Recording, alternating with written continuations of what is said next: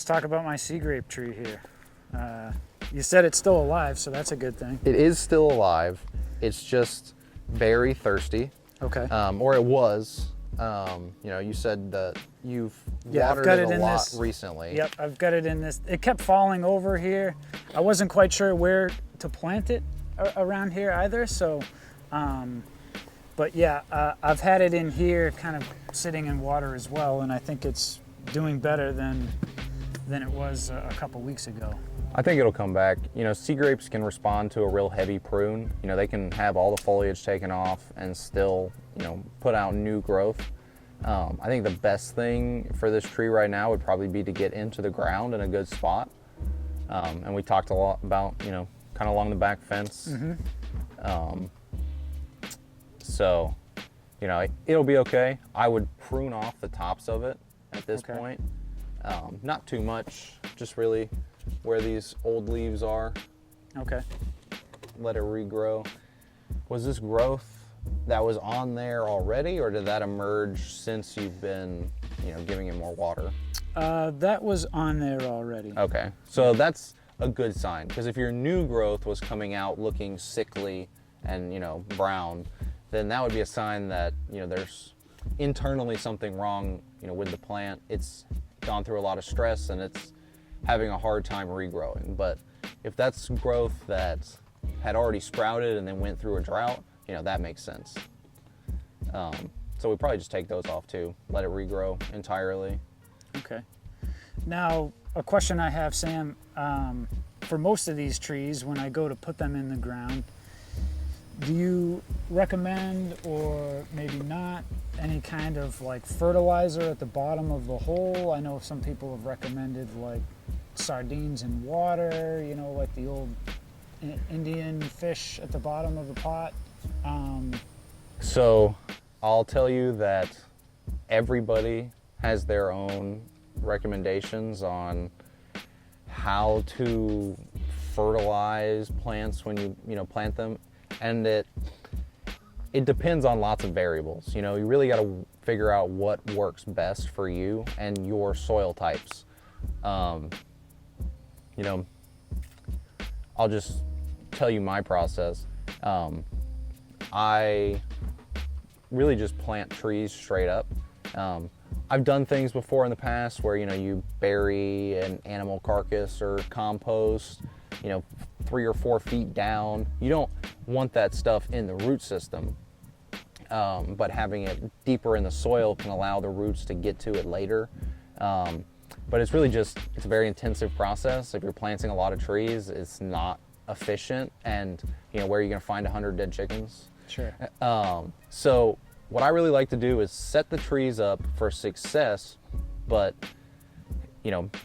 not baby them so much that they'll not be able to venture beyond this initial hole that we're planting for them. Because a lot of people will add potting soil and a lot of amendments to the hole that they plant their tree in because they feel like the soil in their yard is bad. But you don't want the roots of that tree to stay in that hole. You want it to venture out into the surrounding soil. And I found the best way to encourage that is to have less of a dramatic shift from the hole to the native soil. So if your soil's really bad, compacted and just mineral soil, we can add some compost to the hole, but really not any more than a 50-50 mix with the native soil. You can add some organic matter that'll help the tree go through the stress of being transplanted, but it's not meant to feed them for the first few years of their life. When it comes to fertilizers, I do use organic fertilizers like bone meal and kelp meal and things derived from dead plants and animals, but I never put them in the hole. I prefer to put them on top of the ground on the soil after the trees have been planted.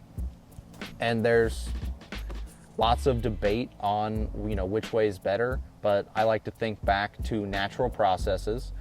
This is dead and decaying plant and animal matter, which in nature would be on top of the soil. And you don't typically find,